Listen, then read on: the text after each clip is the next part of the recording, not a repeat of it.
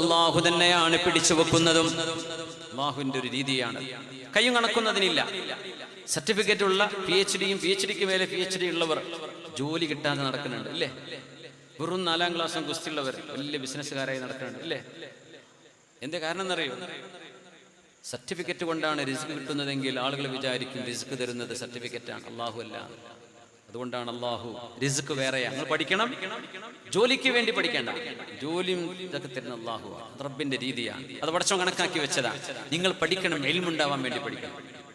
Learn for the sake of knowledge. എന്തിനല്ല? For the sake of wage. അതിനല്ല പഠിക്കേണ്ടത് ഇൽമു പഠിക്കാനാണ്. അതിനുവേണ്ടി സർട്ടിഫിക്കറ്റ് ഒക്കെ ഉണ്ടായിക്കോട്ടെ. പക്ഷെ ഇതുകൊണ്ട് എനിക്ക് ജോലി കിട്ടും അതൊന്നും വിചാരിക്കേണ്ട. ചിലപ്പോൾ കിട്ടും, ചിലപ്പോൾ കിട്ടിയില്ല. كم عاقل عاقل نعيت مذاهبه وجاهل جاهل تلقاه مرزوقا هذا الذي ترك اللوهام حائرة وصير العالم النحرير زنديقا. എത്ര ബുദ്ധിയുള്ള ആളുകൾ, ഒരു ജോലിയും കിട്ടാതെ നടക്കുന്ന എത്ര ബുദ്ധിമാനികളുണ്ട്, പഠിച്ചവരുണ്ട്. എത്ര ആൾക്കാരുണ്ട്.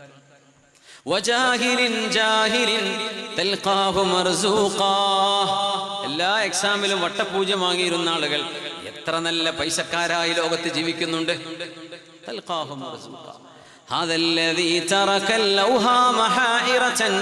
ഇത് മനുഷ്യനെ അന്ധാളിപ്പിച്ചു കളഞ്ഞു. മനുഷ്യൻ ചിന്തിക്കാൻ തുടങ്ങി, ഇതെന്തു കഥയാണ്, ഇത് ദൈവത്തിന്റെ നീതിയാണോ എന്ന് പോലും ചിലർ ചോദിച്ചു. ചില ആളുകൾ മതം വിടാൻ വരെ കാരണമായി. ഇങ്ങനെയാണോ പടച്ചോൻ ചെയ്യുന്നത്? ഞങ്ങൾ ഇത്രയൊക്കെ പഠിച്ചുണ്ടാക്കിയിട്ട് എനിക്ക് പൈസ ജോലി കിട്ടുന്നില്ല.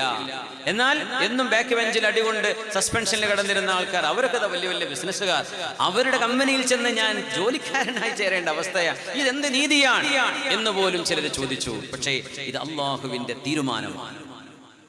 അള്ളാഹു നീതിമാൻ തന്നെ. ഭക്ഷണം തരുന്നത് ആരാ? അള്ളാഹുവാ. നിങ്ങളുടെ സർട്ടിഫിക്കറ്റ് അല്ല എന്ന് മനസ്സിലാക്കി തരാൻ മാത്രം. അള്ളാഹു റാസിഖ് അല്ലേ?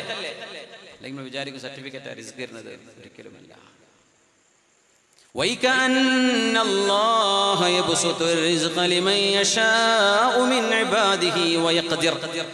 അള്ളാഹു അവന്റെ ദാനം അള്ളാഹു നൽകുന്നത് ചുരുക്കുകയും വികസിപ്പിക്കുകയും ചെയ്യുന്നവനാണ്. ചിലർക്ക് കുറച്ചു കൊടുക്കും, ചിലർക്ക് ഒരുപാട് കൊടുക്കും. ഇവർ തിരിച്ചറിഞ്ഞു. ഇന്നലെ വരെ അവർ പറഞ്ഞത് ഞങ്ങൾ കഹ്റൂനെ പോലെ ആയെങ്കിൽ എന്നാ. അള്ളാഹ് പിടിച്ചങ്ങ് താഴ്ത്തിയപ്പോ അവരെങ്ങ് പ്ലേറ്റ് മാറ്റി. ഓ ശരിയാണ് കേട്ടോ, പടച്ചോൻ കൊടുക്കും, കൊടുക്കാതിരിക്കും. ലൗലാ അമ്മന്നല്ലാഹു അലൈനാ ലഖസഫ ബിനാ. നമ്മൾ കൊതിച്ചതിന്റെ പേരിൽ ഖാറൂനെ താഴ്ത്തിയതുപോലെ അള്ളാഹു നമ്മയും താഴ്ത്താൻ കഴിയുന്നവനായിരുന്നു. അള്ളാഹുവിന്റെ കാരുണ്യം കൊണ്ട് നമ്മൾ നശിപ്പിച്ചില്ല. വൈകഅന്നഹു ലാ യുഫ്ലിഹുൽ കാഫിറൂൻ. അള്ളാഹുവിനെ നിഷേധിച്ചവനായിരുന്നു ഖാറൂൻ. അതുകൊണ്ട് അവർക്ക് വിജയിക്കാൻ കഴിഞ്ഞില്ല. ലാ യുഫ്ലിഹുൽ കാഫിറൂൻ. ദൈവനിഷേധം പറയുന്ന ആളുകൾക്ക് വിജയിക്കാൻ കഴിയില്ല എന്ന് വിശുദ്ധ ഖുർആൻ. നിങ്ങൾ എഴുതി വെച്ചോ. നിരീശ്വരവാദികൾ ലോകത്ത് ഒരുപാടുണ്ട്. അത് അവരുടെ സ്വാതന്ത്ര്യമാണ്, നമ്മളതിലൊന്നും ഇടപെടാൻ പോകുന്നില്ല. പക്ഷെ ഖുർആൻ പറഞ്ഞ ഒരു കാര്യം നമുക്ക് പറയാം. വൈകഅന്നഹു ലാ യുഫ്ലിഹുൽ കാഫിറൂൻ. ഈ പ്രപഞ്ചവും നമ്മെ തന്നെയും നമ്മുടെ ശരീരവും നമ്മുടെ ബ്രെയിനും നമ്മുടെ കണ്ണും നാവും സംസാരിക്കാനുള്ള ആർട്ടിക്കുലേറ്റ് ചെയ്യാനുള്ള കഴിവും ചിന്തയും മനസ്സും രക്തധമനികളുമെല്ലാം നമ്മുടെ ദേഹത്തുണ്ടായിരിക്കെ ഇത് വെറുതെ പൊട്ടിമുളച്ചതാണെന്ന് പറയുന്ന ഒരു മനുഷ്യനും വിജയിക്കാൻ കഴിയില്ല. ഒരിക്കലും അവർക്ക് വിജയിക്കാൻ കഴിയില്ല. എന്ന് പറഞ്ഞാൽ ദുന്യാവിൽ സമാധാനം ഉണ്ടാവില്ല. അവൻ്റെ ഉള്ളിൻ്റെ ഉള്ളിൽ വന്നാലും ആരോ പഠിച്ച തന്നെയല്ലേ നമ്മളിങ്ങനെ പൊട്ടിമുളക്കോ. അവൻ അതിൻ്റെ ആ സംഘടനയുടെ നേതാവായിരിക്കും. പക്ഷെ അവൻ്റെ ഉള്ളിലും എന്നാലും ശരി തന്നെയാണോ നമ്മൾ ഈ വിളിച്ചു പറയുന്നത്? ആത്മസംഘർഷത്തിലാണ് ദൈവനിഷേധികൾ. ഒന്നിനും ഒരു അർത്ഥം കാണാൻ പറ്റുന്നില്ല. ഒന്നിലും അർത്ഥമൊക്കെ വെറുതെ ഉണ്ടായെന്നല്ലേ പറയാ. ഒരു മുഅ്മിനായ മനുഷ്യനാണെങ്കിൽ ഒരു ചെറിയ പുല്ലിന്റെ കതിരിൽ പോലും അല്ലാഹുവിന്റെ മുഅ്ജിസത്ത് കാണാൻ കഴിയും. ഇരുളിലും വെളിച്ചത്തിലും നമ്മൾ കേൾക്കുന്ന ചീവീടുകളുടെ ശബ്ദത്തിൽ പോലും അല്ലാഹുവിന്റെ ഖുദ്റത്തുണ്ട്. കൊച്ചു കൊച്ചു ഉറുമ്പിന്റെ ഉള്ളിലും ഈച്ചക്കുള്ളിലും കൊതുകിനുള്ളിലും അല്ലാഹുവിന്റെ ദൃഷ്ടാന്തം ഒരു മുഅ്മിന് കാണാൻ കഴിയും. എന്നാൽ വലിയ വലിയ ജന്തുക്കളിൽ ഭീമമായ ജീവജാലങ്ങളിൽ പോലും ദൈവനിഷേധികൾക്ക് എന്ത് കാണാനുണ്ട്? Meaningless, total randomness. ഇതാ അവര് പറയാ,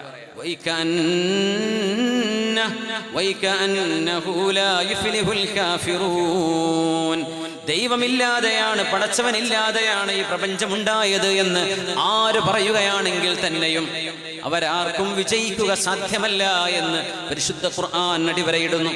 എന്നിട്ടൊരു കാര്യം പറയുകയാണ്,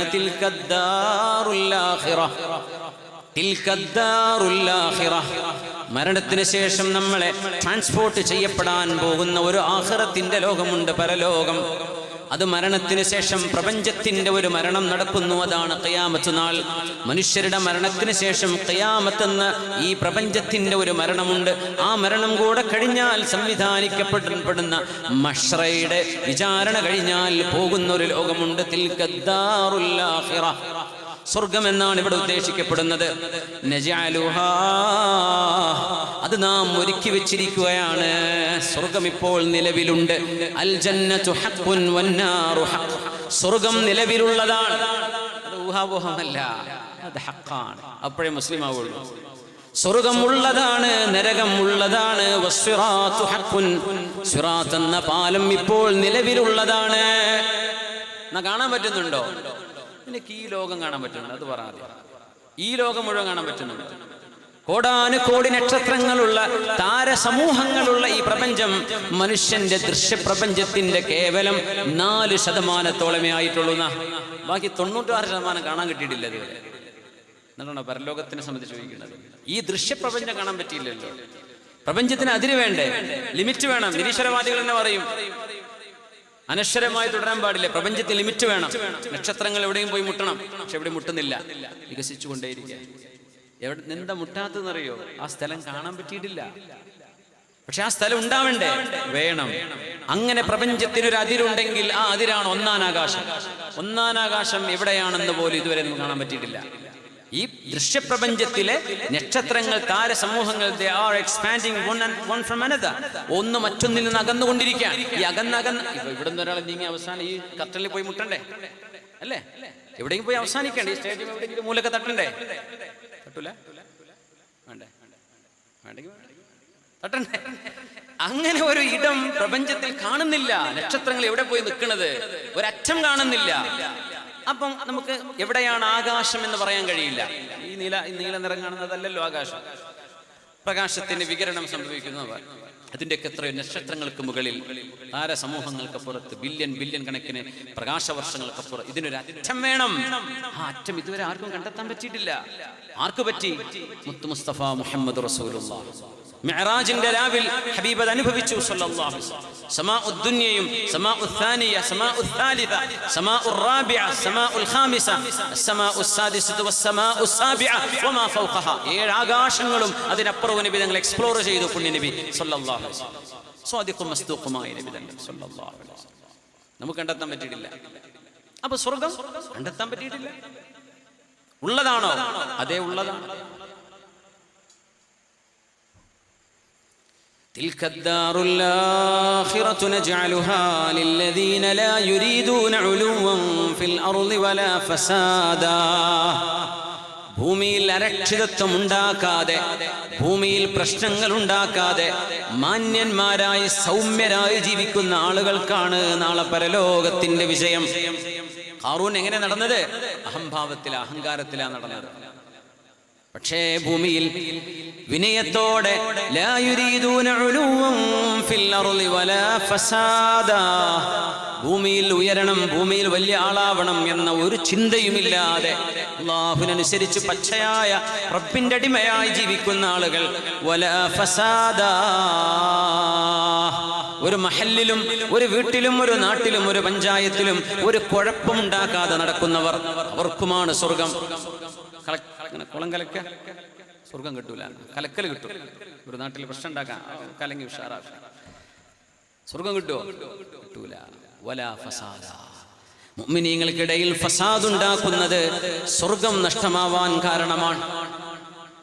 تلك الدار الآخرة نجعلها للذين لا يريدون علوا في الأرض ولا فسادا والعاقبة للمتقين. അവസാന വിജയം അല്ലാഹുവിനെ ഭയപ്പെടുന്നവർക്ക് മാത്രമാണ്. ദുനിയാവിൽ ചില ആളുകൾക്ക് അവാർഡ് കിട്ടും, വലിയ സ്ഥാനമാനങ്ങൾ ലഭിക്കും. അതൊന്നും ചിലപ്പം പാവപ്പെട്ട മുഅ്മിനീങ്ങൾക്ക് കിട്ടിക്കൊള്ളണമെന്നില്ല. മുഅ്മിനീങ്ങൾ അവർക്ക് ലഭിക്കും അൽ ആഖിബത്തു ലിൽ മുത്തഖീൻ.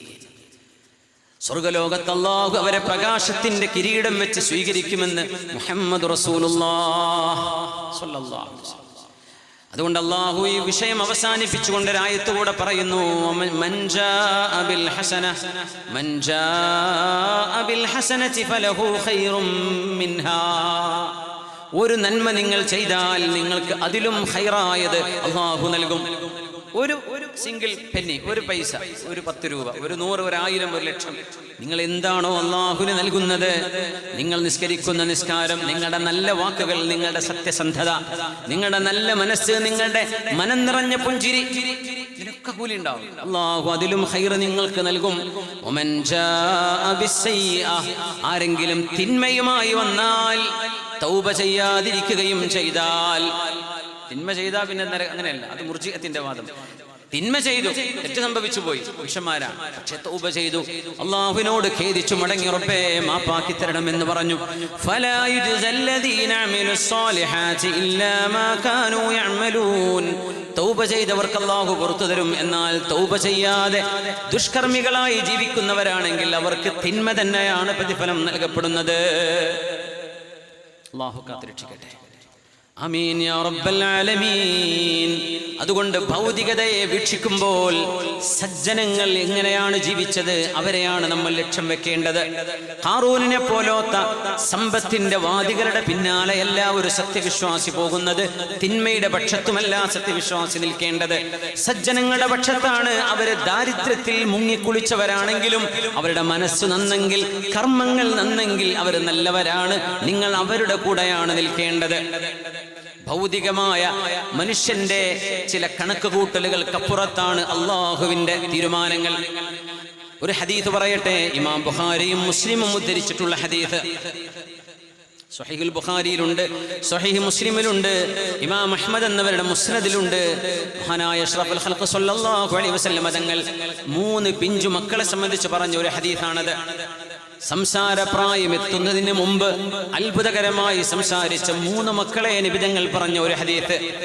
കൊച്ചുപ്രായത്തിൽ സംസാരപ്രായം എത്തുന്നതിന് മുമ്പ് ഈസാ നബിയൊക്കെ സംസാരിച്ച പോലെ സംസാരിച്ച 3 മക്കളുണ്ട്. പക്ഷെ 3 പേരെ നിബിധങ്ങൾ പരിചയപ്പെടുത്തിയ ഒരു ഹദീസുണ്ട്, അബൂ ഹുറൈറ റളിയല്ലാഹു അൻഹുവിൽ നിന്ന് ഉദ്ധരിക്കപ്പെടുന്നത്. പുണ്യനിബിധങ്ങൾ പറയുന്നു, വകാനത് ഇംറഅത്തുൻ തുർളിഉ ഇബ്നൻ ലഹാ മിൻ ബനി ഇസ്രായീൽ.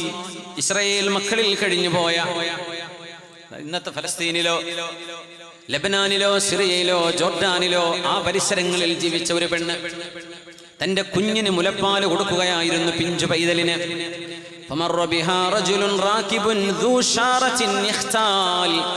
നല്ല ആരോഗ്യമുള്ള മസിലുള്ള ഒരു ചെറുപ്പക്കാരൻ നല്ല മസിലു കാണിച്ച് ഷോ ഓഫ് ചെയ്ത് തന്റെ വീടിന്റെ മുമ്പിലൂടെ ഇങ്ങനെ കടന്നു പോകുമ്പോൾ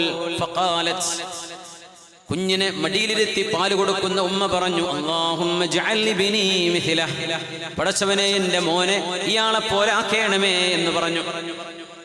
ഈ മനുഷ്യനെ പോലെ ആക്കേണമേ, നല്ല ആരോഗ്യമുള്ള നല്ല ചെറുപ്പക്കാരനാക്കണേ എന്നാണ് ഉമ്മ ഉദ്ദേശിക്കുന്നത്. ഫതറക സദിയഹാ വഅഖബല അല الراكب.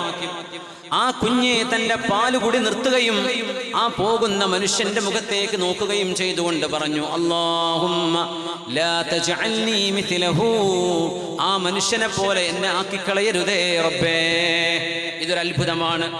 സംസാരിക്കാൻ പ്രായമായിട്ടില്ലാത്ത കുഞ്ഞ് സംസാരിച്ചു എന്ന് പറയുന്ന ഈ ഹദീസ് ഇമാം ബുഖാരിയും ഇമാം മുസ്ലിമും ഉദ്ധരിച്ച മുത്തഫഖ് അലൈഹിയായ ഹദീസാണ്. നിഷേധിക്കാൻ പറ്റാത്ത ഹദീസ്. പാലുകൂടി നിർത്തിയിട്ട് പറയാം, ഉമ്മ പറഞ്ഞു എന്റെ കുഞ്ഞിനെ ആ മനുഷ്യനെ പോലെ ആക്കണേ. കുഞ്ഞങ്ങ് മുഖം തിരിച്ച്, ആ മനുഷ്യനെ പോലെ എന്നെ ആക്കല്ലേ റബ്ബേ. പിന്നെ കുട്ടി പാല് കുടിക്കാൻ തുടങ്ങി. കുറെ നേരം കഴിഞ്ഞ് മറ്റൊരു ദിവസം ഒരടിമ പെണ്ണിനെ ആ പെണ്ണിന്റെ വീട്ടുകാർ അടിച്ചു കൊണ്ടുപോകുന്നുണ്ട്. വഴിയിലൂടെ തെരുവിലൂടെ ഒരടിമ പെണ്ണിനെ ആളുകൾ കൂടി അടിക്കുന്നുണ്ട്. ഫഖാലത് ഉമ്മുഹു, ആ പിഞ്ചു പൈതലിന്റെ ആൺകുട്ടിയുടെ ഉമ്മ പറഞ്ഞു, അല്ലാഹുമ്മ ലാ തജഅൽ ഇബ്നി മിഥ്ല ഹാദിഹി, പടച്ചവനെ ഈ പെണ്ണിനെ അടി കൊണ്ടുപോകുന്ന ഈ പെണ്ണിനെ പോലെ എന്റെ കുഞ്ഞിനെ ആക്കരുതേ റബ്ബേ എന്ന് ആ പെണ്ണ് ദുആ ചെയ്തു. ഫതറക സദിയഹാ, പാലുകൂടെ നിർത്തിവെച്ചിട്ട് ആ കുഞ്ഞ് പറഞ്ഞു, അല്ലാഹുമ്മ ജഅൽനി മിഥ്ല, പടച്ചവനെ മിഥ്ലഹാ, ആ പെണ്ണിനെ പോലെ എന്നെ ആക്കേണമേ എന്ന് കുട്ടി ദുആ ചെയ്തു.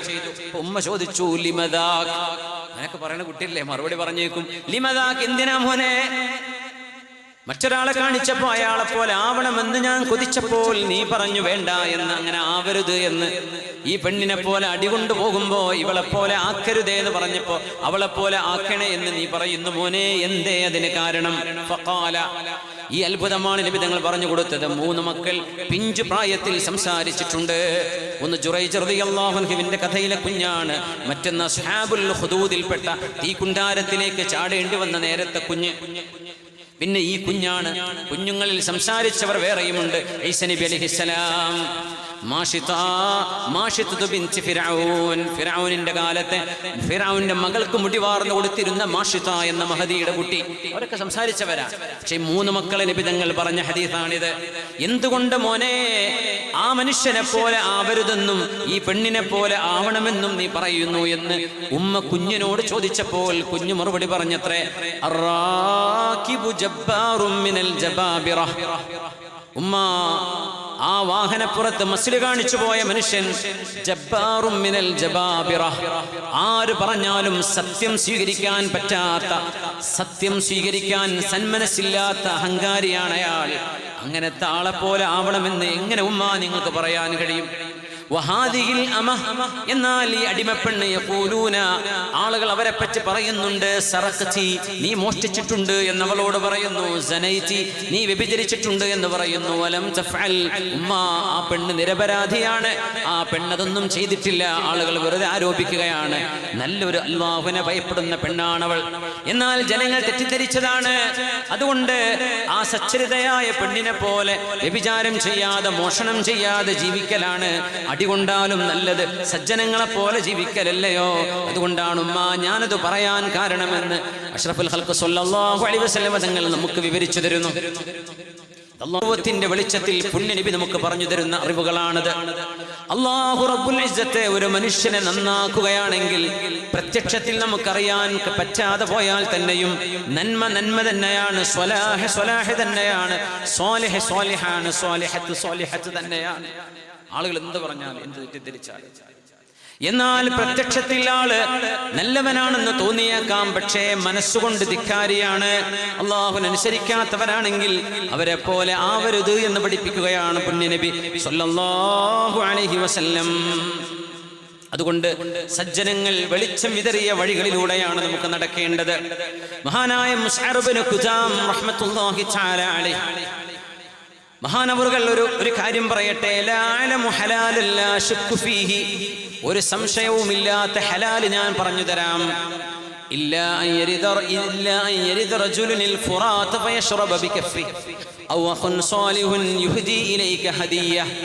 ഒരു മനുഷ്യന് പച്ചയായ ഹലാല് വേണമെന്ന് ആഗ്രഹമുണ്ടെങ്കിൽ രണ്ടെണ്ണമാണ് അതിന് വഴിയെന്നാണ് എന്റെ അഭിപ്രായമെന്ന് മഹാനായ മുസ്അബ് ഇബ്നു ഖുദാം റഹ്മത്തുള്ളാഹി തആല അലൈഹി ഈ സംഭവം മഹാനായ അബൂ നഈം അൽ അസ്ഫഹാനി ഹില്യത്തുൽ ഔലിയായിൽ ഉദ്ധരിക്കുന്നു. എന്താണ് 2 കാര്യം?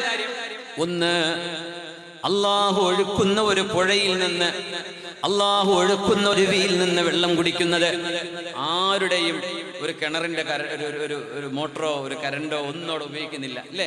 നാച്ചുറലാണ്. ഒരു വാട്ടർഫാൾ, ഒരു വെള്ളച്ചാട്ടം എന്നൊക്കെ പറഞ്ഞാൽ നമുക്ക് ഭയങ്കര കൗതുകമാണല്ലേ. നമ്മുടെ ടാങ്ക് തുറന്ന് വിട്ടോക്കണം, വെള്ളച്ചാട്ടത്തിന്റെ അത്ഭുതം എത്രയാണെന്ന് അറിയാം. സ്വന്തം വീട്ടിലെ ടാങ്ക് ഒന്ന് അഴിച്ചിട്ട് 10 മിനിറ്റിനുള്ളിൽ തീരൂലേ വെള്ളം? അള്ളാഹുവിന്റെ ടാങ്കിന്റെ വെള്ളമാണ് അനുസ്യൂതം ഈ ഒഴുകുന്നത്. നമ്മൾ ഉറങ്ങിയാലും വെള്ളച്ചാട്ടം ആതിരപ്പള്ളിയിലില്ലേ, ഇവിടെ പരിസരത്തുള്ളത് എനിക്കറിയില്ല, അതങ്ങനെ ഒഴുകുകയാണ്. നയാഗ്ര വാട്ടർഫാൾ മുതൽ കൊച്ചു കൊച്ചു വാട്ടർഫാളുകൾ മൂന്നാറിലില്ലേ, ഇടുക്കിയിലില്ലേ, അങ്ങ് വയനാടുണ്ട്, മലയോരങ്ങളിലൊക്കെ ഉണ്ട്. എത്രയാണ് അതിന്റെ സ്റ്റോറേജ്? ഇതൊക്കെ മലന്റെ മുകളിൽ നിന്നാണ് വരുന്നത്, അല്ലേ? അപ്പൊ അങ്ങോട്ട് മോട്ടർ ഇല്ലാതെ വെള്ളടിച്ച് കയറ്റണം. അള്ളാഹുവിന്റെ സിസ്റ്റം നോക്കണം. അവിടെ സ്റ്റോറേജ് ഒരു സ്പേസ് ഒന്നും അവിടെ ഇല്ലല്ലോ. ഭൂമിന്റെ ഉള്ളിൽ നിന്ന് വരണ്ടേ? എത്രയാണ് ഒഴുകുന്ന വെള്ളത്തിന്റെ വോള്യം? എത്രയാണ്? എത്ര ക്യൂബിക് മീറ്ററുകളാണ് ഒഴുകുന്നത്? നമ്മൾ ചിന്തിച്ചിട്ടുണ്ടോ? എവിടുന്നാണ് ഈ സ്റ്റോറേജ്?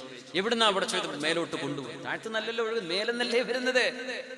അടിയിൽ നിന്ന് വെള്ളം മേലോട്ട് കയറണം. നമ്മൾ ആലോചിക്കാറുണ്ട്, നമ്മളോട് സെൽഫി എടുത്തിട്ട് പോകുന്നുണ്ടാവും. ഇത് എത്ര വലിയ നിഅമത്താണ്. ഷല്ലാൽ വാട്ടർഫാളുകൾ എത്ര വലിയ അത്ഭുതമാണ്. എന്തെല്ലാം അത്ഭുതങ്ങൾ അവിടെ, എന്തെല്ലാം ഫിസിക്സ് അവിടെ വർക്കൗട്ട് ചെയ്യണം, എന്തെല്ലാം അള്ളാഹുവിന്റെ നാച്ചുറൽ റൂൾസ് അവിടെ അപ്ലൈ ചെയ്തിരിക്കണം. ഒരു വെള്ളച്ചാട്ടത്തിൽ നിന്നോ ഒരു അരുവിയിൽ നിന്നോ നിങ്ങൾ വെള്ളം കുടിക്കുന്നത് അത് പ്യൂർ ഹലാലാണ്. അത് അള്ളാന്റെ വെള്ളമാണ് അല്ലേ?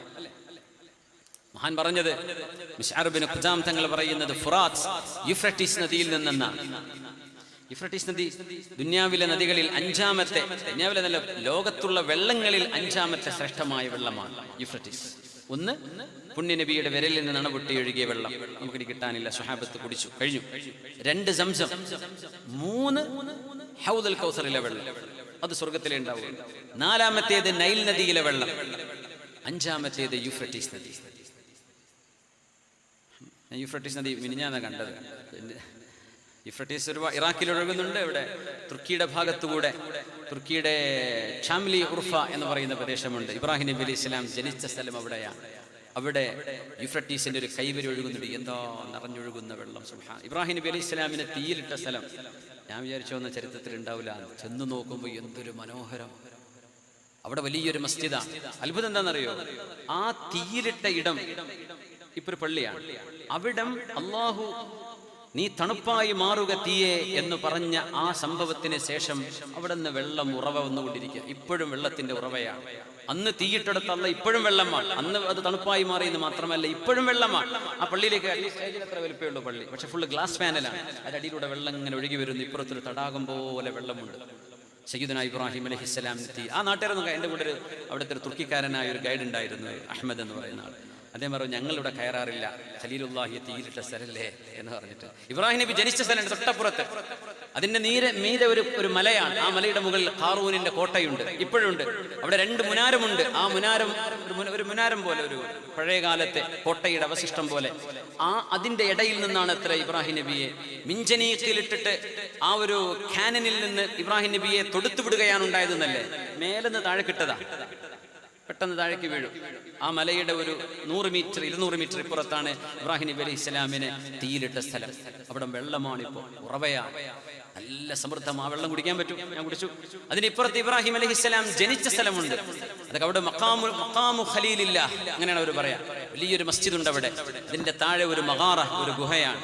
അവിടെയും വെള്ളമാണ്. അത് ഈ തീയിലിട്ട സമയം മുതൽ വെള്ളം ഉറവിട്ട് ആ ഉറവ ആ ഗുഹയുടെ ഉള്ളിലും ഉറവയാണ്. അവിടെ ഇബ്രാഹിം നബിയെ കിടത്തിയ സ്ഥലമുണ്ട്.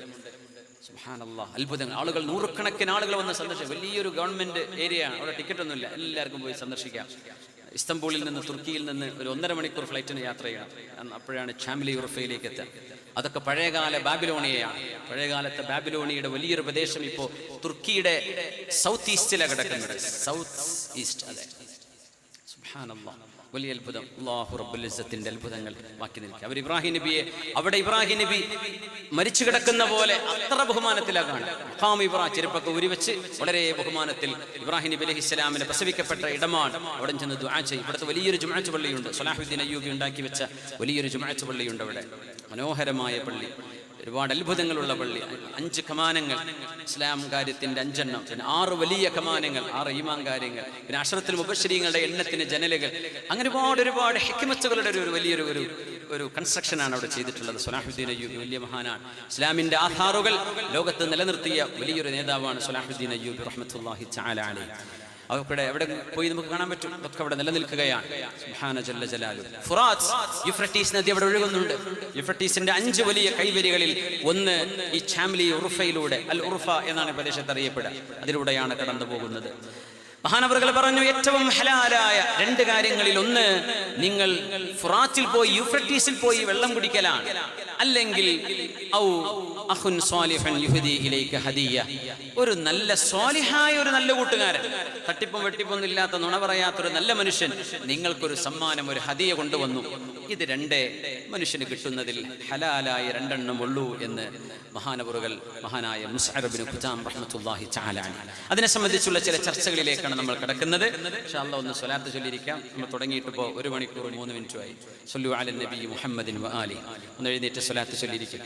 അല്ലാഹുമ്മ സ്വല്ലി അലാ സയ്യിദിനാ മുഹമ്മദിൻ വഅലാ ആലി സയ്യിദിനാ മുഹമ്മദിൻ വബാരിക് വസല്ലിം അലൈഹി. اللهم صل على سيدنا محمد وعلى آل سيدنا محمد وبارك وسلم عليه. اللهم صل على سيدنا محمد وعلى آل سيدنا محمد وبارك وسلم عليه. جزاكم الله خير.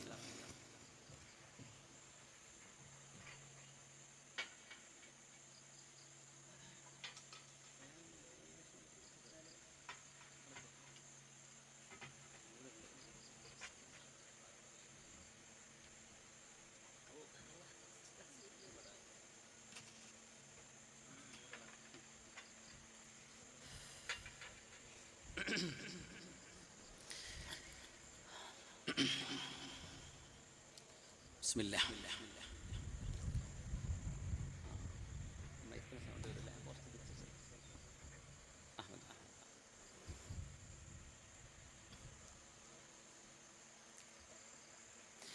രണ്ട് ഹലാലുകളെ സംബന്ധിച്ചാണ് മഹാനായ മുസ്അർ ബിൻ ഖുസാം റഹ്മത്തുള്ളാഹി അലൈഹി പറയുന്നത്.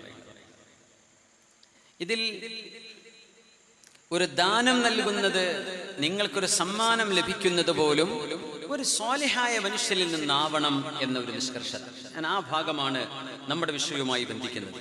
സ്വാലിഹീങ്ങളെ സംബന്ധിച്ചല്ലേ പറയുന്നത്. ഒരാൾ തരികയാണെങ്കിൽ നിങ്ങൾക്ക് എന്തെങ്കിലും ഒരു ദാനം, ഒരു പൈസ തന്നു, ഒരു അത്ര കുപ്പി തന്നു, ഉദാഹരണം പറയാം, ഒരു ഈത്തപ്പഴം തന്നു, എന്തെങ്കിലും സമ്മാനം തന്നു, നിങ്ങളുടെ വിവാഹം നടക്കുക, അല്ലെങ്കിൽ നിങ്ങളുടെ വീട്ടിലൊരു വിശേഷം നടക്കുക, നിങ്ങളെ സഹായിച്ചു, അത് തരുന്ന മനുഷ്യൻ ഒരു സ്വാലിഹാവണം എന്ന് നിങ്ങൾ നോക്കാറുണ്ടോ? സ്വാലിഹീങ്ങളുടേതല്ലേ സ്വീകരിക്കാൻ പാടുള്ളൂ, അല്ലാത്തത് സ്നേഹത്തോടെ നിങ്ങൾക്ക് നിരസിക്കാമല്ലോ. ഒരു മുഅ്മിൻ അങ്ങനെ ചെയ്യാൻ പാടുള്ളൂ. ഇതൊക്കെ പറയുമ്പോൾ കുറച്ച് പ്രയാസം തോന്നും. അങ്ങനെയൊക്കെ നോക്കിയപ്പോൾ എന്തെങ്കിലും വാങ്ങാൻ പറ്റുമോ എന്നൊക്കെ തോന്നണ്ട. എന്നാലും ഞാനത് പരിശ്രമിക്കട്ടെ എന്നാ പറയുന്നത്. ഖുലു ഇൻഷാ അല്ലാഹ്, അങ്ങനെ പറയാം. ഞങ്ങളെ കൊണ്ടാവില്ലേ എന്ന് പറയരുത്. ഞങ്ങൾ പരിശ്രമിക്കാം, ഞാനും പരിശ്രമിക്കണം. അല്ലാഹുവിന്റെ റസൂലിന്റെ ഹദീസാണ് നമ്മൾ ചർച്ച ചെയ്യാൻ പോകുന്നത്. നിങ്ങൾക്ക് എല്ലാവർക്കും ബാധകമാണ്. സ്വാലിഹായ ഒരു മനുഷ്യനിൽ നിന്ന് കിട്ടുന്ന ഹദിയ.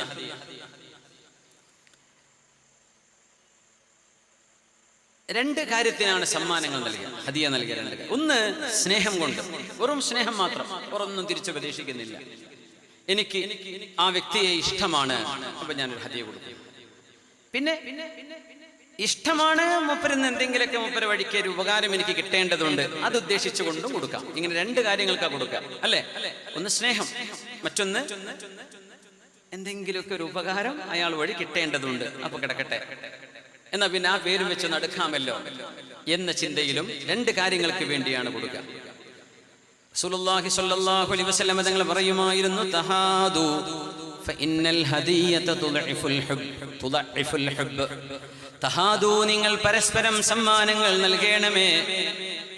പരസ്പരം അങ്ങോട്ടും കൊടുക്കണം, ഇങ്ങോട്ടും കൊടുക്കണം, രണ്ടുപേരും കൊടുക്കണം. ഒരാൾ വാങ്ങിക്കാൻ മാത്രം നിൽക്കരുത്. തഹാദു, നിങ്ങൾ സമ്മാനങ്ങൾ കൈമാറണമേ പരസ്പരം. ഇന്നൽ ഹദിയത തുദഇഫുൽ ഹുബ്ബ, കാരണം സമ്മാനങ്ങൾ സ്നേഹത്തെ ഇരട്ടിയാക്കുമെന്ന് പുണ്യ റസൂൽ സ്വല്ലല്ലാഹു അലൈഹി വസല്ലം. സമ്മാനങ്ങൾ സ്നേഹത്തെ ഇരട്ടിയാക്കും. ഹദിയകൾ, ഒരു വീട് കുടിയിരിക്കുന്നു, നമ്മൾ ഹദിയ കൊടുക്കും, അല്ലേ? നമ്മുടെ നിയ്യത്തൊന്ന് നന്നാക്കിയാൽ മതി. കൊടുക്കുമ്പോ എന്താ പറയാ, ഞാൻ ഇപ്പൊ ഒരു കട്ടിൽ കൊടുക്കുന്നുണ്ട്, എന്റെ പുരപ്പണി നടന്നുകൊണ്ടിരിക്കുക, അപ്പൊ 2 കട്ടിൽ ഇപ്പൊ കിട്ടണം ഇയാളുടെ അടുത്ത് നിന്ന്, അപ്പൊ കിടക്കട്ടെ 1. അത് മോശമാണ്. നിങ്ങളുടെ ഉദ്ദേശം പോയി, കാശ് പോയി. അവിടെ ഉണ്ടാവോ? കാണേയില്ല. ലിസ്റ്റിൽ പോലും അല്ലാഹുവിന്റെ മലക്കൾ എഴുതലുണ്ട്. നേരെ മറിച്ച് എന്റെ കൂട്ടുകാരന് ഒരു ആവശ്യം വന്ന നേരമാണ്, ഞാൻ സഹായിക്കണം. തങ്ങൾ പറഞ്ഞു, നിഅമശ്ശൈഉൽ ഹദിയതു അമാമൽ ഹാജ. ഒരു മനുഷ്യന് ആവശ്യം വരുമ്പോൾ ഏറ്റവും നല്ല ഹദിയ, ഏറ്റവും നല്ലത് ഹദിയയാണ് ഒരു മനുഷ്യന് കൊടുക്കാൻ നല്ലത്. ഒരാവശ്യമുണ്ട്, അയാൾക്ക് ആശുപത്രി കേസുണ്ട്, മരുന്ന് വാങ്ങിക്കണം, ദുർബലനാണ്, ജോലി നഷ്ടപ്പെട്ടിരിക്കുകയാണ്, അസുഖബാധിതനായി വീട്ടിൽ കിടപ്പാണ്. അങ്ങനത്തെ ഒരാൾക്ക് നിങ്ങൾ കൊടുക്കുന്ന ഏറ്റവും നല്ല സാധനം അൽ ഹദിയ, നിങ്ങൾ സമ്മാനമായി കൊടുക്കുന്നതാണ് എന്ന് പുണ്യനബി സ്വല്ലല്ലാഹു അലൈഹി വസല്ലം. എന്നാൽ ദാനം ചെയ്യുമ്പോൾ അയാളിൽ നിന്ന് തിരിച്ചെന്തെങ്കിലും കിട്ടണമെന്നുദ്ദേശിച്ച് ദാനം ചെയ്യാം. ആ കിട്ടണമെന്ന് വിചാരിക്കപ്പെടുന്നതിൽ നല്ലതുമുണ്ട്, ചീത്തയുമുണ്ട്. നല്ലതെന്ത്? ഇതുപോലെ എനിക്ക് വേണ്ടി ദുആ ചെയ്യണമേ, ദ്വാരക്കണേ, അല്ലെങ്കിൽ എനിക്ക് എന്തെങ്കിലും പഠിപ്പിച്ചു തരയണമേ, അങ്ങനെ ഏതെങ്കിലും അള്ളാഹു ഇഷ്ടപ്പെടുന്ന ഒരു കാര്യത്തിന് വേണ്ടി നിങ്ങൾ ഹദിയ കൊടുക്കുന്നുണ്ടെങ്കിൽ കുഴപ്പമില്ല. എന്നാൽ അള്ളാഹു ഇഷ്ടപ്പെടാത്ത വല്ലതും ചെയ്യാനാണ് നിങ്ങൾക്ക് ദാനം ചെയ്യുന്നതെങ്കിൽ ആ ദാനം സ്വീകരിക്കരുതേ എന്ന് മഹാനായ റസൂലുള്ളാഹി സ്വല്ലല്ലാഹു അലൈഹി വസല്ലം. നിങ്ങൾക്ക് ഒരാൾ സ്നേഹത്തോടെ ഒരു ദാനം ചെയ്താൽ അതിന് പകരം നിങ്ങൾ കൊടുക്കണമെന്നും പഠിപ്പിച്ചിട്ടുണ്ട് നബി തങ്ങൾ സ്വല്ലല്ലാഹു അലൈഹി വസല്ലം. ആയിഷ ബീവി റളിയല്ലാഹു അൻഹ പറയുന്നു, കാന റസൂലുള്ളാഹി സ്വല്ലല്ലാഹു അലൈഹി വസല്ലം യഖ്ബലുൽ ഹദിയത വയുസീബു അലൈഹാ. നബി തങ്ങൾക്ക് സമ്മാനങ്ങൾ നൽകപ്പെടുമ്പോൾ അത് സ്വീകരിക്കുകയും അതിന് പകരം തിരിച്ചു കൊടുക്കുകയും നബി തങ്ങൾ ചെയ്യുമായിരുന്നു. അങ്ങനെയാണ് അന്ന് നബി തങ്ങൾ ഒരു മലഞ്ചെരുവിലൂടെ യാത്ര ചെയ്യുമ്പോൾ ഒരു അറാബിയുടെ വീട്ടിലേക്ക് കയറി ചെല്ലേണ്ടി വന്നു. മരുഭൂമികളിൽ അറാബികൾ ഉണ്ടാവും, ഇങ്ങനെ കാടിൽ താമസിക്കുന്നവർ. അപ്പൊ ഒരു ഗ്ലാസ് വെള്ളം അല്ലെങ്കിൽ ഒരു കപ്പ് പാല് ഇതൊക്കെ അവിടെ ഉണ്ടാവുള്ളൂ. തങ്ങൾ അവിടെ ചെന്നിറങ്ങിയപ്പോൾ അള്ളാഹുവിന്റെ ഹബീബിനെ ആ മനുഷ്യൻ സഹായിച്ചു. നബി തങ്ങൾക്ക് കുടിക്കാൻ കൊടുത്തു, കഴിക്കാൻ കൊടുത്തു അയാളുടെ അടുത്തുള്ളത്. തങ്ങൾ പറഞ്ഞു, നിങ്ങൾ മദീനയിലേക്ക് വന്നാൽ എന്നെ ഒന്ന് കാണണേ എന്ന് നബി തങ്ങൾ പറയുകയും ചെയ്തു. എന്തിനെന്നറിയോ? തങ്ങൾക്ക് ചെയ്തു കൊടുത്തതിന് പകരം ചെയ്യാൻ. നിങ്ങളുടെ അടുത്ത് അപ്പൊന്നുമില്ല, യാത്രയിലാണ്. നിങ്ങൾ മദീനത്ത് വരുമ്പോഴേ എന്നെ ഒന്ന് കാണാതെ പോകരുതേ, എന്നെ വന്ന് കാണണം. ആ മനുഷ്യൻ വന്നു മദീനത്തേക്ക്, തങ്ങളുടെ അടുത്ത് വന്നു. തങ്ങളോട് പറഞ്ഞു, നബിയെ ഓർമ്മയുണ്ടോ അന്ന് മരുഭൂമിയിൽ? ആ ഓർമ്മയുണ്ട്, ഓർമ്മയുണ്ട്, ഓർമ്മയുണ്ട്. സല്ലി ഹാജതക, എന്താണ് നിങ്ങൾക്ക് വേണ്ടത് എന്ന് ചോദിച്ചോളൂ. പറഞ്ഞു, നബി എനിക്ക് പോകാൻ ഒട്ടകം വേണം, വാഹനം വേണം. അങ്ങനെയുണ്ട്, നാട്ടിലേക്ക് വന്ന് വിരുന്ന് വന്നതാ. എന്താ വേണ്ടത്? എനിക്കൊരു സ്വിഫ്റ്റ് കാർ വാങ്ങി തന്നാ കുഴപ്പമില്ല. അന്നത്തെ കാറല്ലേ ഒട്ടകം എന്ന് പറഞ്ഞാൽ. നബിയോട് ചോദിക്കുക സല്ലല്ലാഹു അലൈഹി വസല്ലം, ബസ്സിന് പോകാൻ ബസ് ഫെയർ അല്ലേ ചോദിച്ചത്, എനിക്ക് വാഹനം വേണം. തങ്ങളെ സ്വഹാബികളോട് സഹായിക്കാൻ പറഞ്ഞു. ഒരു ഒട്ടകം റെഡിയായി. എന്തിനാ ഇതൊക്കെ ചെയ്യുന്നറിയോ? തങ്ങൾ ഇങ്ങോട്ട് സഹായിച്ചതല്ലേ, അതിന് പകരം ചെയ്തു കൊടുക്കുക. വീണ്ടും പറഞ്ഞു, സല്ലി ഹാജതക, നിങ്ങൾക്ക് എന്താണ് വേണ്ടത് എന്ന് പറഞ്ഞു തരൂ. പറഞ്ഞു, നബി എനിക്ക് വളർത്താൻ കുറച്ച് ആടുകളെ വേണം. കുറച്ച് ആടുകളെ. അറാബിയാണ്, ചോദിക്കുന്ന കൈ കണക്കൊന്നുമില്ല. തങ്ങൾ കുറച്ച് ആടുകളെ സംഘടിപ്പിച്ചു. തങ്ങൾ ചോദിച്ചു, വീണ്ടും ഇനി എന്താ വേണ്ടത്? നബിയെ ഒരു നായ വേണം, ഈ ആടുകളൊക്കെ നോക്കാൻ ഒരു നായ വേണം. ആടുകളൊക്കെ കന്നുകാലികളെ നോക്കാൻ ട്രെയിൻ ചെയ്യപ്പെട്ട നായകൾ, മുഖല്ലിബീൻ പറഞ്ഞില്ലേ, അങ്ങനത്തെ നായകൾ, കൃഷിക്ക് ഉപയോഗിക്കുന്ന നായകൾ, കൃഷി സംരക്ഷിക്കാൻ. അതും തങ്ങൾ സംഘടിപ്പിച്ചു കൊടുത്തു. എന്നിട്ട് തങ്ങളുടെ മനസ്സിലൊരു വിഷമം, ഈ മനുഷ്യനോട് എന്താ വേണ്ടത് എന്ന് ചോദിക്കുമ്പോൾ, നബിയെ എനിക്ക് സ്വർഗം വേണം, എനിക്ക് അള്ളാന്റെ അടുത്ത് എത്തണം, അങ്ങയുടെ കൂടെ ഇങ്ങനെയൊക്കെ ചോദിക്കാമായിരുന്നല്ലോ. അളവൊന്ന് നായ വേണം, ആട് വേണം, ഒട്ടകം വേണം. തങ്ങൾ പറഞ്ഞു, നിങ്ങൾക്ക് എന്തേ മൂസ നബി അലൈഹിസ്സലാമിന്റെ കാലത്തെ മൂസ നബി അലൈഹിസ്സലാമിന്റെ കാലത്തെ ആ ഒരു വൃദ്ധയായ പെണ്ണിനെ പോലെ ആവാൻ നിങ്ങൾക്ക് എന്തേ പ്രയാസം? സ്വഹാബി, എന്താ നബി ആ വൃദ്ധയുടെ കഥ? ചരിത്രം നമ്മൾ ഒരു വേളയിൽ സൂചിപ്പിച്ചിട്ടുണ്ടായിരുന്നു, എന്നാലും മറന്നുപോയെങ്കിൽ ഓർപ്പിക്കാം. എന്താണ് ആ വൃദ്ധയുടെ കഥ നബിയെ? ആ പെണ്ണിനെ പോലെ നിങ്ങൾക്ക് ആയിക്കൂടെ? എന്താ നബി ആ പെണ്ണ് ചെയ്തത്? നബിയുല്ലാഹി യൂസുഫ് അലൈഹിസ്സലാം മരണപ്പെടുകയും മഹാനവറുകളെ നൈൽ നദിയുടെ ഒരു കരയിൽ കൊണ്ടുപോയി മറവ് ചെയ്യുകയും ചെയ്തപ്പോൾ, യൂസുഫ് നബി അലൈഹിസ്സലാം നൈൽ നദിയുടെ ഇക്കര നിന്നപ്പോൾ അവിടെ ഭയങ്കര ബർക്കത്തായിരുന്നു. അപ്പൊ ഇപ്പുറത്തെ നാട്ടുകാർ പറഞ്ഞു, ഞങ്ങളുടെ ഇങ്ങോട്ട് വരണം. നൈൽ നദിയുടെ പടിഞ്ഞാറ് ഭാഗമാണ് ജീസ, പിരമിഡൊക്കെ ഉള്ളത് നൈൽ നദിയുടെ പടിഞ്ഞാറ് ഭാഗത്താണ്. അവിടെയാണ് രാജാക്കന്മാരുടെ ഖബറാണ് ഈ പിരമിഡ് എന്ന് പറയുന്നത്, അതിനുള്ളിൽ വയ്യത്ത വെക്കുക. ഇപ്പുറത്തെ നൈൽ നദിയുടെ കിഴക്ക് ഭാഗമാണ് രാജാക്കന്മാരെ താമസിച്ച സ്ഥലം. അവര് കിഴക്ക് ഭാഗം ഉദയമാണ്, ഉയർച്ചയാണ്, അവിടെ താമസിക്കുന്നത്. അസ്തമയം മരണമല്ലേ, അവിടെ ഖബറായിക്കോട്ടെ. അങ്ങനെയാണ് പടിഞ്ഞാറ് ഭാഗം ഖബറിന് അവരാക്കിയത്. പിരമിഡുകളൊക്കെ കാണും നൈൽ നദിയുടെ പടിഞ്ഞാറ് ഭാഗത്താണ് കാണാം. ഇരിക്കട്ടെ. അപ്പൊ ഇപ്പുറത്തെ മഹല്ലേര് പറഞ്ഞു, യൂസുഫ് നബി ഞങ്ങളെ നാട്ടിൽ ഒന്ന് വരെ നിങ്ങൾ ജീവിച്ചിരിക്കുമ്പോൾ ഞങ്ങൾക്കും വേണം ബർക്കത്ത്. അപ്പൊ യൂസുഫ് നബി ഇപ്പുറത്ത് വന്നു. അവിടെ ഭയങ്കര ബർക്കത്തായി. യൂസുഫ് നബി അലൈഹിസ്സലാം വഫാത്താവുകയാണ്. മയ്യത്ത് എവിടെ വെക്കണം? ഇക്കരക്കാർ പറഞ്ഞു ഞങ്ങൾ വിട്ടുതരില്ല, അക്കരക്കാർ പറഞ്ഞു ഞങ്ങൾക്ക് വേണം, ഞങ്ങൾ വിട്ടുതരില്ല. ഞങ്ങളുടെ നാട്ടിലല്ലേ മുമ്പുണ്ടായിരുന്നത്, ഞങ്ങളുടെ നാട്ടിലല്ലേ പഴയ മുദരിസല്ലേ, ഞങ്ങൾക്ക് വേണം. മറ്റൊരു ഞങ്ങളുടെ നാട്ടിലെ അവസാനം വന്ന് ദർശനത്തിയത് ഞങ്ങൾക്ക് വേണം. അങ്ങനെ അവസാനം രണ്ടു കൂട്ടർക്കും ആ ബർക്കത്ത് കിട്ടാൻ വേണ്ടി നൈൽ നദിയുടെ മധ്യത്തിൽ കുറെ ചെറിയ ചെറിയ ദ്വീപുകൾ പോലെ ഉണ്ട്. ഇന്ന് ചെന്ന കെയ്റോ നഗരത്തിലെ നൈൽ നദിയിലെ നടുവിൽ വരെ ഇങ്ങനത്തെ കൊച്ചു കൊച്ചു ദ്വീപുകളുണ്ട്. നൈൽ നദി വിശാലമായ വെള്ളമുള്ള നദിയാണ്, അറിയാലോ. 6600 കിലോമീറ്റർ ഓടുന്ന ലോകത്ത് ഒരേ ഒരു തെക്ക് നിന്ന് വടക്കോട്ട് ഒഴുകുന്ന നദിയാണ്. ഭയങ്കര അത്ഭുതമുള്ള നദിയാണത്. എല്ലാ നദികളും വടക്കും തെക്കോട്ടാ ഒഴുകുക. ഇത് തെക്ക് നിന്ന് വടക്കോട്ട് ഒഴുകുന്ന നദിയാണ്. The longest river ever in the world. ഏതായിരുന്നാലും യൂസുഫ് നബി മറവ് ചെയ്തത് നൈൽ നദിയുടെ മധ്യത്തിൽ എവിടെയോ ആണ്.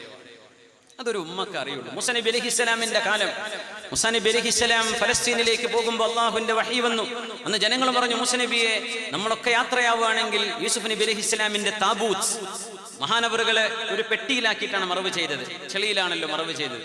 ആ പെട്ടിയും കൊണ്ടുപോകണം. അവരുടെ വാപ്പ വല്ലിപ്പമാര് താമസിക്കുന്നത് ഹിബ്രോണിലാണ്, അൽ ഖലീലിലാണ്, ഫലസ്തീനിൽ. അവിടെ കൊണ്ടുപോയി മറവ് ചെയ്യണമെന്ന വസിയ്യത്തുണ്ട്.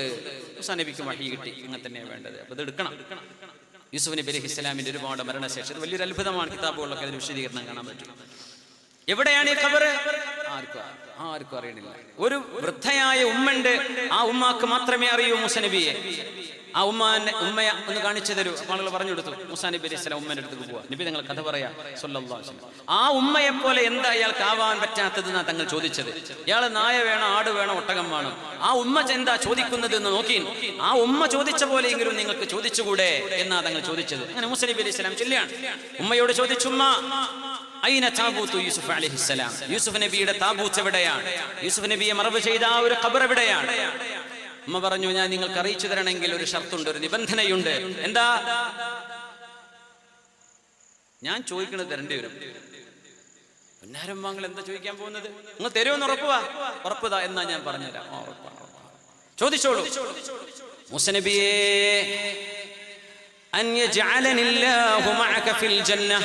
സ്വർഗത്തിൽ അള്ളാന്റെ പ്രവാചകരായ നിങ്ങളുടെ കൂടെ എനിക്ക് സ്വർഗത്തിൽ ഇരിക്കാൻ പറ്റണം.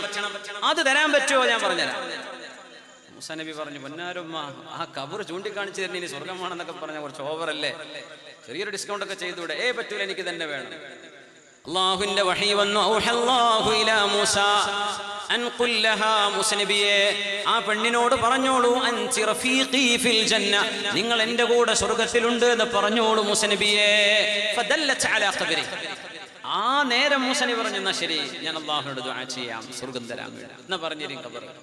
അങ്ങനെ താബൂത്ത് കാണിച്ചു കൊടുത്തു. അതും ചുമന്ന് സീനാ മരുഭൂമിയിലൂടെ 1000ഓളം കിലോമീറ്റർ യാത്ര ചെയ്ത് ഇന്ന് യൂസുഫ് നബി അലൈഹി സ്വലാം കിടക്കുന്നത് സ്വന്തം വാപ്പയുടെ, വല്യാപ്പാന്റെ, അവരുടെ വാപ്പയുടെ കാലിന്റെ ചുവട്ടിലാണ്, ഹിബ്രോണിലെ മസ്ജിദിന്റെ താഴ്വാരത്ത്. പഴയ പിന്നെ ആ പള്ളിയിലേക്ക് കടക്കുമ്പോൾ വലതുഭാഗത്ത് 2-3 സ്റ്റെപ്പ് കഴിഞ്ഞാൽ വലതുഭാഗത്ത് യൂസുഫ് നബിയുടെ ഖബറാണ്. മേലെ ചെന്ന സാറാ ബീവി, ഇബ്രാഹിം നബി, യാക്കൂബ് നബി, ഇസ്ഹാഖ് നബിന്റെ ഭാര്യ റിഫ്ഖ ബീവി, ഇവരൊക്കെ കിടക്കുന്ന ഒരേ പള്ളിയാണ്. അവിടേക്ക് കൊണ്ടുപോയതാണ്. നബി തങ്ങൾ പറയാണ്, ആ ഉമ്മ ചോദിച്ച പോലെ ചോദിച്ചുകൂടായിരുന്നോ? ആ ഉമ്മ ചോദിച്ചത് സ്വർഗമാണ്. അല്ലാഹു, എനിക്ക് സ്വർഗം വേണം നബിയെ, കുഞ്ഞു നബിയെ, സ്വർഗം എനിക്ക് തരണം, എനിക്ക് അങ്ങത് വാങ്ങിച്ചു തരണം. തങ്ങൾക്കത് കഴിയുമായിരുന്നു. സ്വല്ലല്ലാഹു അലൈഹി വസല്ലം. സല്ലി ഹാജതക്. റബീഅത്ത് ഇബ്നു കഅബ് അൽ-അസ്ലമി റളിയല്ലാഹു അൻഹുവിനോടാണ്, നിങ്ങൾക്ക് എന്താ വേണ്ടത് ചോദിച്ചോളൂ. റബീഅ തങ്ങൾക്ക് ബുദ്ധിയുണ്ട്. മഹാൻ ചോദിക്കാൻ,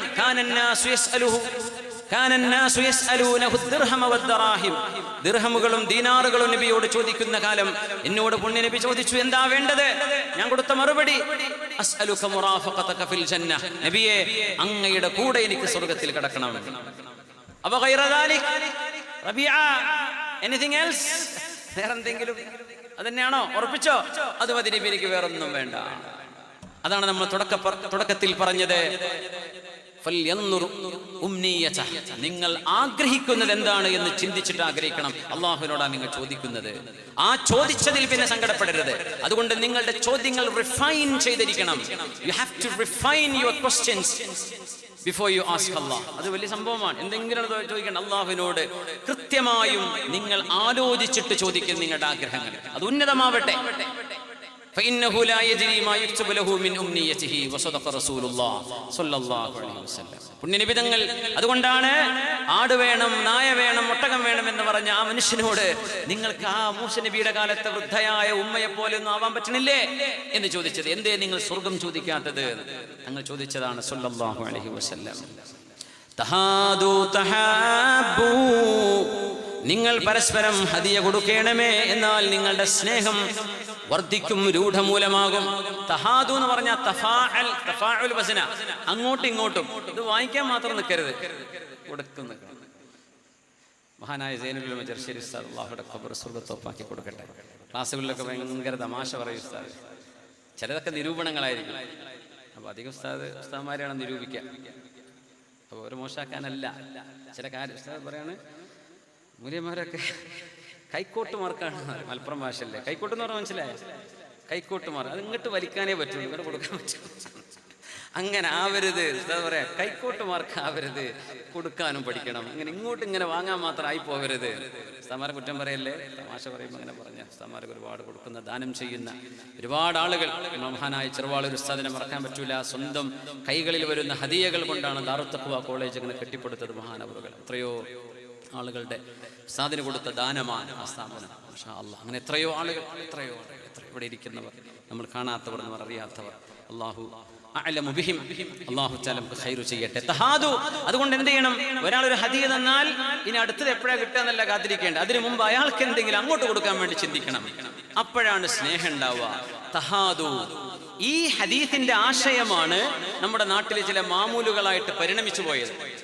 ഇങ്ങനെ അത് മാമൂലുകളായി പരിണമിച്ചതാണ്. സത്യത്തിൽ ഒരാളുടെ വീട് കുടിയിരിക്കലിന് ഇങ്ങോട്ട് എന്തെങ്കിലും കൊടുത്താൽ തിരിച്ചങ്ങോട്ട് കൊടുക്കണം. പക്ഷേ ഇപ്പൊ അതിന് നീയത്ത് മാറിപ്പോവാ. ഇപ്പൊ കൊടുത്തില്ലെങ്കിൽ ആ കൊണ്ടുപോയിട്ടത് തിരിച്ചെടുത്ത് വലിച്ചു കൊണ്ടുവരും. അങ്ങനെ ആയി പോകരുത്. നിങ്ങൾ കൊടുക്കുന്നത് അല്ലാഹു തആലക്ക് വേണ്ടിയാണ്, അല്ലേ?